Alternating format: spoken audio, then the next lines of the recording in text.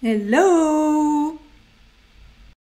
Bonjour, nous sommes le 4 mai 2021, 65e jour de mon challenge et accessoirement deuxième jour de ma participation à l'événement UPW Unleash Your Power Within de Tony Robbins.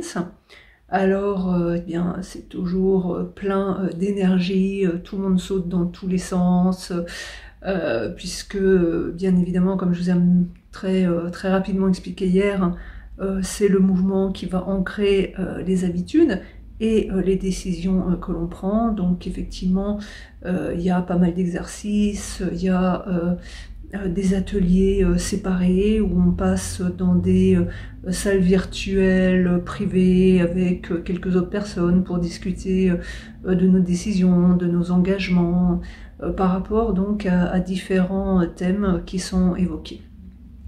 Donc aujourd'hui, c'est pas géré par Tony Robbins directement, puisque il doit reposer sa voix. Mais dès demain, il sera de nouveau là avec nous. Donc, mais on a donc les coachs qui sont formés par lui-même et c'est quand même plein d'énergie, plein de challenge. Bref, je vous en parlerai de toute façon après l'événement, parce que là, bon, c'est assez intense. On n'a qu'une pause.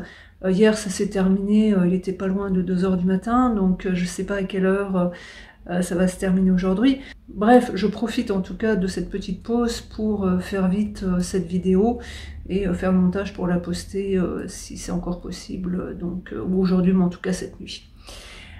Donc je reparlerai de toute façon de cet événement plus tard, hein, puisque bon, là une fois encore c'est à chaud, tout n'est pas encore intégré, mais aujourd'hui il se trouve que donc l'équipe de Tony Robbins nous a donné une des clés du succès, qu'ils appellent d'ailleurs la formule ultime du succès. Donc je vais la partager avec vous, et en fait c'est juste le début d'une partie sur laquelle on a eu donc plein d'explications aujourd'hui.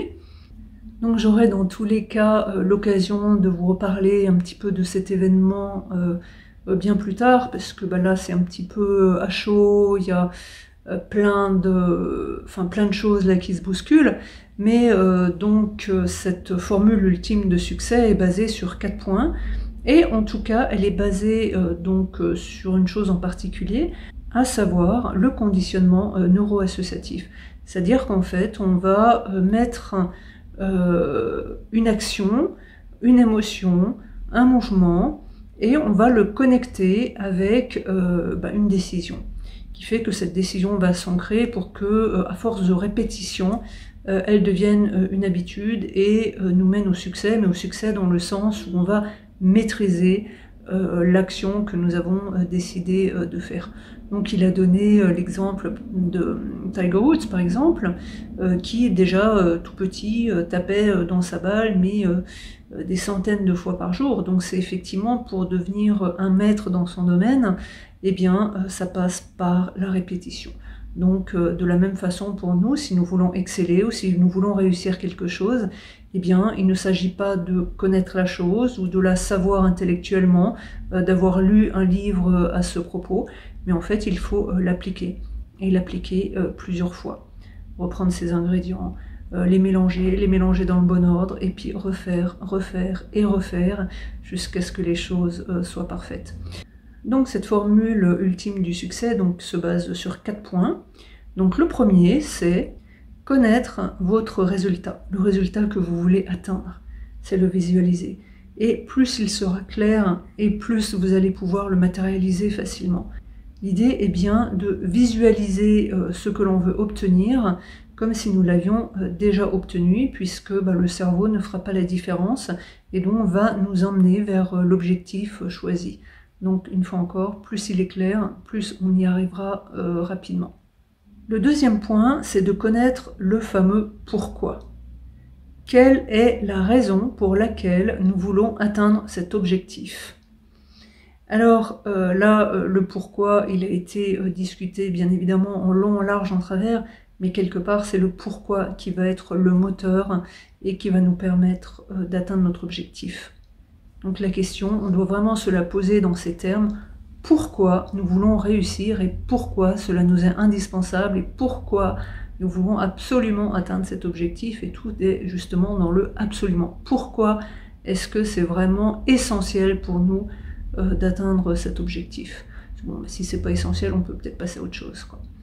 Donc la troisième clé du succès, c'est de savoir ce que l'on va obtenir, ou de ce que l'on obtient, ou de quelles actions pour obtenir quoi.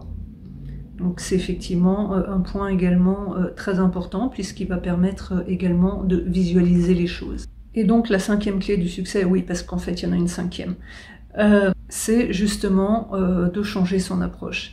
Si quelque chose ne fonctionne pas, eh bien il faut le faire autrement. Et il faut essayer, et réitérer, et réitérer, et réessayer encore. Et si ça marche pas, eh ben c'est que l'approche n'est pas forcément bonne. Alors là, il est clair qu'il ne s'agit pas de changer l'objectif. L'objectif doit rester celui que nous avons choisi. C'est vraiment notre rêve à accomplir. C'est vraiment l'objectif sur lequel nous avons décidé de nous mettre en action. Par contre, eh ben, il est possible que ce soit une autre route que celle à laquelle nous avions éventuellement pensé au début, qui va nous mener à ce résultat.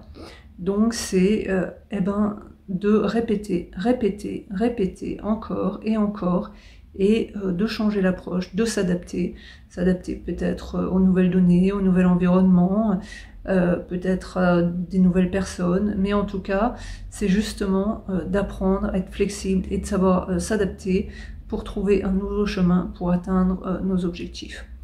Bon, ça c'était juste une petite introduction de cette partie qui a quand même pris 4 heures concernant tout ce qui était conditionnement neuroassociatif, mais bien évidemment il s'est encore passé plein de choses. Justement, je crois que je vous avais montré, on a un manuel que l'on doit donc suivre, remplir au fur et à mesure des questions, au fur et à mesure des sessions où nous sommes dans les petites salles virtuelles à 4 ou 5 personnes. Bon, en tout cas, comme je le disais précédemment, je vous en reparlerai probablement ultérieurement, mais du coup, là, je ne peux pas m'empêcher de vous dire qu'aujourd'hui, eh bien, c'est la journée du donut. Et bah forcément, Tony Robbins étant américain, je ne pouvais pas louper cette information absolument capitale, qui doit probablement changer la vie de beaucoup de personnes, surtout en ce moment. Mais je dirais que, ok, on peut peut-être ironiser, mais à la base, c'était quand même une journée assez sympa. Donc en fait, cette journée du Donuts, elle a lieu tous les premiers vendredis du mois de juin. Bien évidemment, on s'en doute, elle nous vient donc des États-Unis, mais elle existe depuis 1938. Donc c'est pas rien, c'est quand même pas une journée qui a été décidée comme ça la semaine dernière, non, quand même depuis 1938. Et en fait, l'histoire, c'est que c'est l'Armée du Salut qui a proposé cette journée internationale du donut, tout simplement pour rendre hommage aux femmes qui avaient servi des donuts pendant la Première Guerre mondiale. Alors, si vous ne le saviez pas, je vous rassure, il y a quand même pas mal d'Américains qui ne le savent pas non plus. Par contre, de temps à autre, on voit cette journée récupérée par le commerce, où on va faire la promo spéciale journée du donut. Mais bon, ça s'arrête là. Et puis sur le principe, nous, on va dire qu'on se sent peut-être pas trop concerné.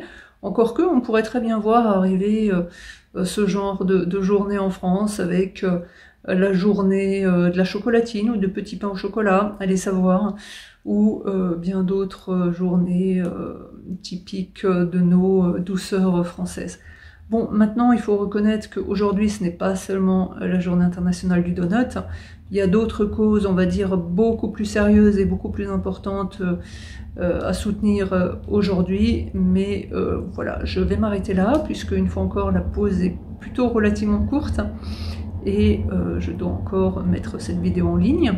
Donc, je vous remercie de m'avoir écouté jusque-là. Et je vous dis donc à demain. Merci bien. Au revoir.